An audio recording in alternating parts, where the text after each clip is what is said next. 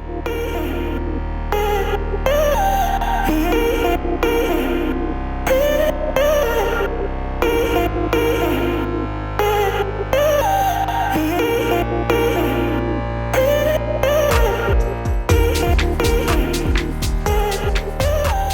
back to Breakpoint Breakdown.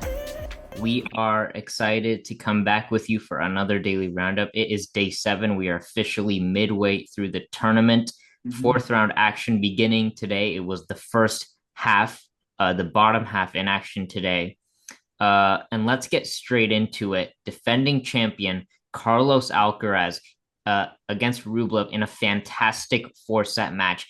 It was a very high quality match, and Chase, you watched this one. Yeah, I was watching this live. My brother tuned in a couple of times, but for me, if Rublev plays like that against any other player, aside from like maybe Yannick and Novak, he wins that match flawlessly. I mean, the spot serving from him, specifically his first serve, 77%, like you said, yeah. Or when we were talking offline about it. I mean, there's wide serve and T serve on the deuce side specifically is what messed Alcaraz up the most on his service game. It was basically a guaranteed point, at least 90% of the points on that side on Rublev's serve.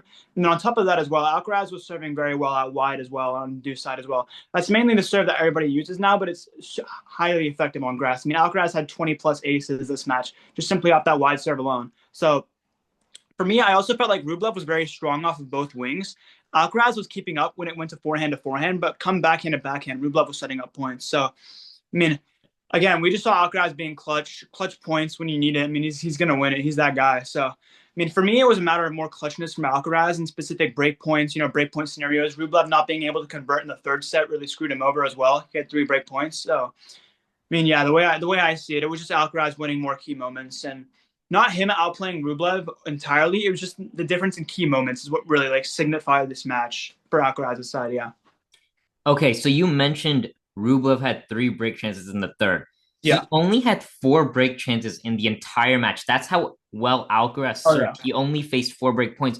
And Rublev, I believe, was up a break in the first. He was up 4-1. He was. Then he got broken.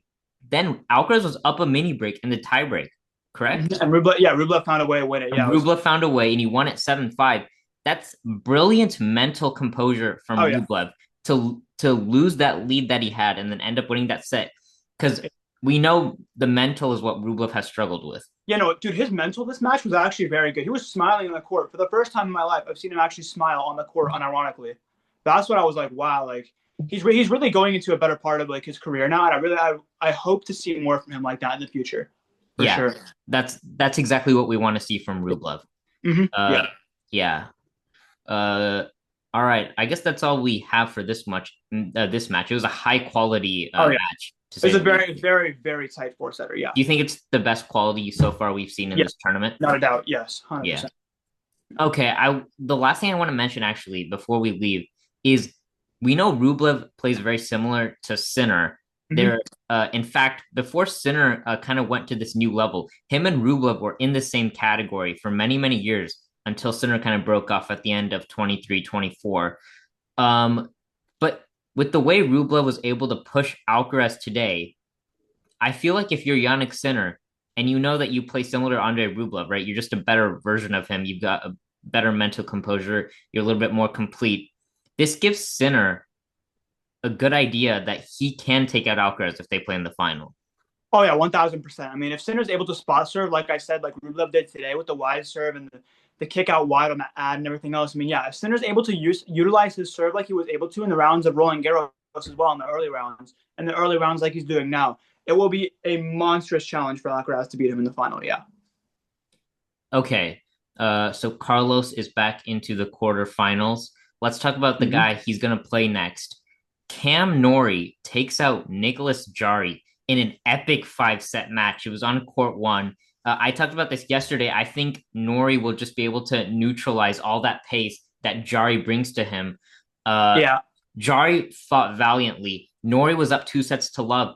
They went to 3rd set tiebreak. Norrie actually had a match point on his serve to get it done. Couldn't get it done there. Jarry fought back, won the 4th-set tiebreak. They were in a 5th, but Norrie got it done 6-3 in the 5th. There's a little bit of a disagreement at the end. I don't know if you saw it on the handshake. I think it was because of Norrie's celebration.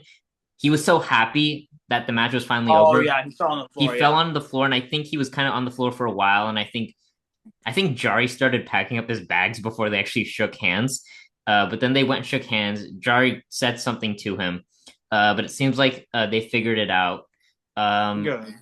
yeah, but one side I have from this match is that it went five. Jarry did not break Norrie at all, though. Yeah, what's up? Jarry didn't break Norrie at all. Yeah, yeah, yeah. Sorry. I kind of zoned out for a second. I was confused. Yeah.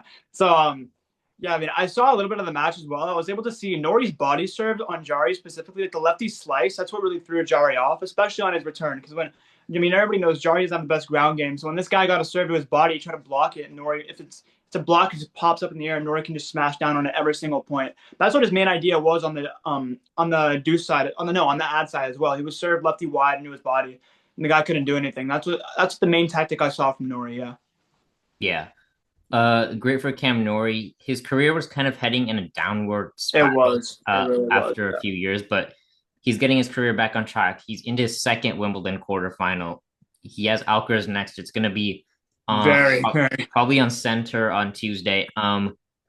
What chance do you give Norrie against Alcaraz? And to Alcaraz, I'll give him like if Alcaraz played the level like he did this match. I will say though, Alcaraz had a lot of forehand errors this match because Rublev was just giving him a lot of less time to prepare. Of course, Yeah, but but Norrie doesn't do that. Norrie doesn't do that. If Alcaraz has time to prepare, he's going to destroy Norrie and probably straights or four. So, I mean, the way Norrie plays, he plays rally ball like he did today, and he could flatten it out. He can hit the ball hard. He just doesn't chooses not to, and that player confidence is going to get him killed against Alcaraz. I feel like so. I have Alcaraz in 3 or 4. I'd give Norrie like a 30% chance of winning tomorrow. Okay. Well, that's actually not too bad. It's 30%. not, yeah, it's not Yeah. terrible. Yeah, Okay. Let's talk about Taylor Fritz. Very straightforward for him. He yeah. took on Jordan Thompson, but Thompson retired down 6-1, 3-0. Tomo only won 12 points in the entire match, and he has a disc problem, I think, in the back. So not great for Thompson. He's probably going to want to take some time off now to get that healed. But Yeah. it is a nice break for Fritz, though, because remember, he Oh played yeah. so many long matches. This is good for him to get a break here. Yeah, no, it's great for Fritz to get a break here. I feel like it'll be definitely be rejuvenating for the next round as well for when he has to play Khachanov. So yeah, it's very good for him. Yeah. Yeah. Uh, Great for Fritz. Don't really have much more to say on his match. It was pretty straightforward. Yeah. But let's get to that final match then. Khachanov takes out Mychak in straights 4-2 and 3. Khachanov hit 44 winners in this match. Wild. That is insane. Yeah. Yeah, that's you can tell he was hitting the ball really flat as well. Also, I forgot to say, Nicholas Jarry had like 40 something aces in his match against Norrie. Oh That is yeah. insane. Yeah. That makes sense. He's a 6'7" guy. Yeah. Yeah, I just wanted 5 set match. Yeah. Yeah, 44 winners from Khachanov is also crazy. That's how you know he was just ripping the ball the whole match. Yeah. Yeah. He made 74% of his first serves, or he won 74% of his first serve points. Wow. So great for Khachanov. He actually slipped under the net, which was kind of scary for the Oh moment. yeah, I saw that. Yeah, I saw yeah. that. Yeah. But He's like sitting on the ground with his hands out like that. Yeah. yeah, Oh, yeah, it was a funny moment. But he was fine. Used a lot of backhands down the line as well. Yeah, That's gonna be I saw in the highlights. Yeah. yeah, that's gonna be a key shot for him when he takes on Fritz. He's gonna need Oh, to for use sure. that to offset Taylor's rhythm. Uh, the rain actually came right after that match, so very efficient from Khachanov. He knew he had to get it done very quickly. He was ultra aggressive, and he continues to be reliable in these slams, in these best of 5 matches. Oh yeah, this guy. I mean, he's been like this forever for the past like 3 or 4 years. I mean, it's good to have a player like that because he can also pull off upsets against players like Fritz if when he plays him next round. I mean, we could see an upset. Who knows, man? Yeah, let's talk about a little bit more about the Fritz Khachanov match next. They haven't played since 2020, believe it or not, which is crazy because they've both been mainstays in the top 20 for a while now. Head-to-head is actually Khachanov 2-0, but obviously they haven't played since 2020. Yeah.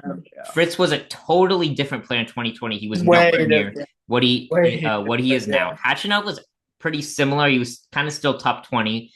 He's been like that for years now. But yeah, what are your early thoughts about Fritz and Khachanov?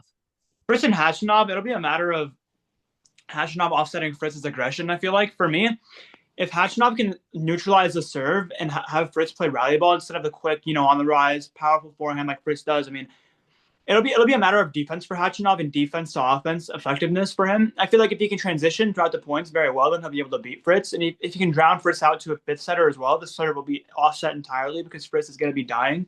So for me, it's a matter of Khachanov just being able to get a couple sets, maybe the first set. If he gets the first set, that's huge. I mean, Yeah.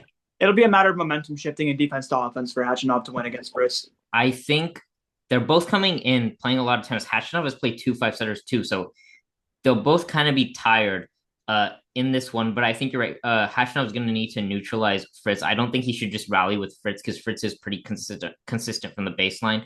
But yeah, I mentioned the backhand down the lines in this one. I think he's going to need to use that against Fritz. But I think it's going to be a good match. I think it's probably going to be a 5-set match. Probably 500%. Yeah. Yeah. Alrighty, those are the only four matches we had today. Let's look ahead to the four matches we have tomorrow to finish the round of 16. Let's start with Cilic taking on Kaboli. Both of these guys have beaten big players to get here. It's a good match. Someone's gonna make a Wimbledon quarterfinal. Yeah. I know this is a totally different Cilic from even a month ago, but I think it's worth mentioning that these guys played in the first round of Roland Garros, and Kaboli won 2-1 and 3. So that was a beatdown. But I don't think that's going to happen here. It's on grass, probably Cilic's best surface. Oh yeah. But what are you thinking for this one? Yeah, the way I see it on clay, Kaboli could fire off his forehand like a missile because he had a lot of time to set up. Time, yeah. Yeah, on grass specifically, I feel like Cilic meshes with the surface much more because, like we said, Kaboli's serve isn't crazy, but it's a very consistent factor in his game. I feel like if Cilic can offset his serve and go forehand to forehand, Cilic will be able to go pound for pound with Kaboli on the forehand side. I feel like Cilic will be able to beat him there as well. It'll be a matter of Kaboli using youth to his advantage, trying to bring Cilic to maybe 5-4 sets. If Kaboli can get one of the first two sets and just drag the match on as well, I mean, it'll be a matter of Cilic being on like he was against Draper as well. Like if he's not at that level, it'll be very, very hard for him to succeed. But I feel like he'll be able to touch up on that level again. And like I said, if he goes forehand to forehand with Kaboli, he has a pretty good chance of winning the match, to be honest with you. Yeah. I just like Cilic with his big serve, big forehand. He's got a very consistent backhand as well. I just like Cilic here on the grass. I'm picking Cilic in 5. Give me your prediction. I'll do Kaboli in 4. If it goes to 3 or 4 sets, Kaboli. If it goes to 5, Cilic. Wait, no. Other way around. Sorry. Yeah.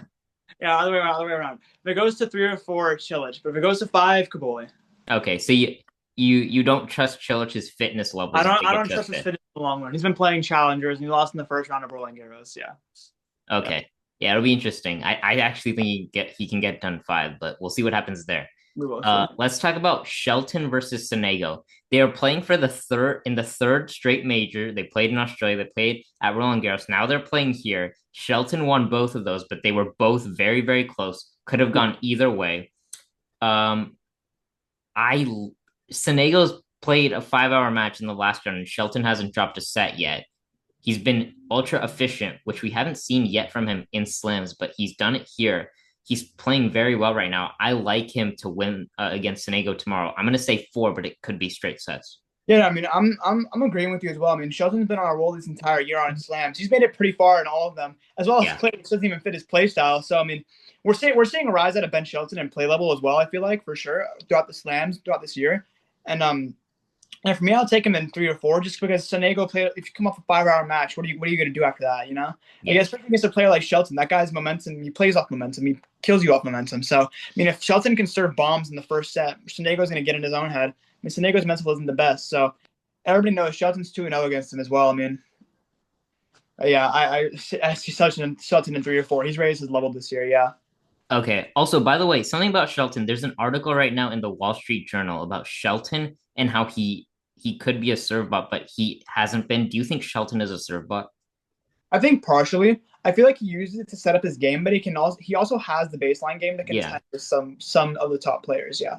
Yeah, I think he has the baseline game. Look, the backhand is definitely still a work in progress. Backhand is a work in progress, improve, especially the slice as well. 100%, yeah. But he has the forehand, and the forehand is a huge weapon. The forehand is meshing, yeah, especially down the line. His forehand is getting meshed into his game now, yeah. Yeah. Okay, let's talk about de Minaur versus Djokovic. Now, I set the stage for this match yesterday, so I won't mention it again. But if you haven't seen yesterday's episode, go watch it. I set the stage for it yesterday. this is a great opportunity for de Minaur to get this match that he wanted to last year.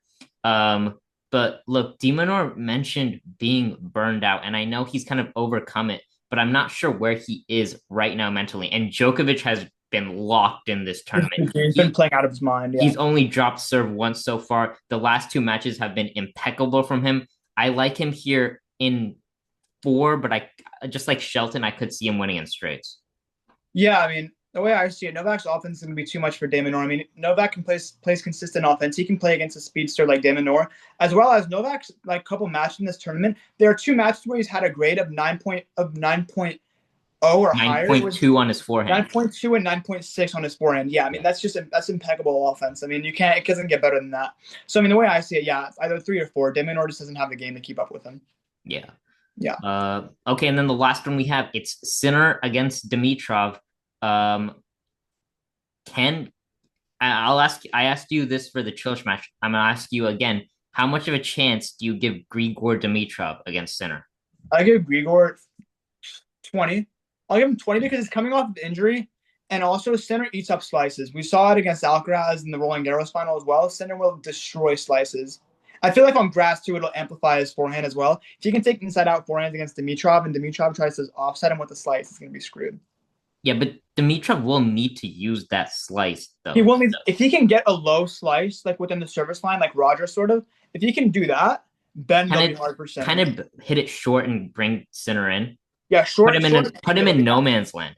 Yeah, short angular to get him in no man's land. Yeah, force Sinner to play hard aggressive backhand or forehand. Yeah, that'll be a main weapon that he can use against Sinner as well, because Sinner's volleys, they're good, but they're not the best. So if you can lure Sinner in and then hit maybe lob sometimes, yeah.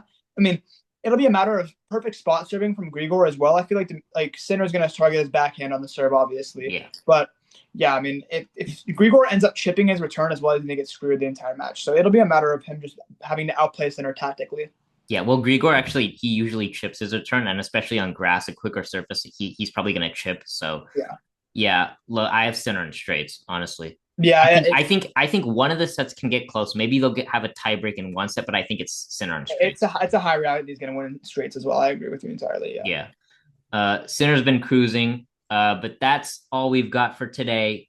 Those are the matches we've got tomorrow. Thank you for joining us today. Thank you all for joining us. We appreciate you guys' continued support.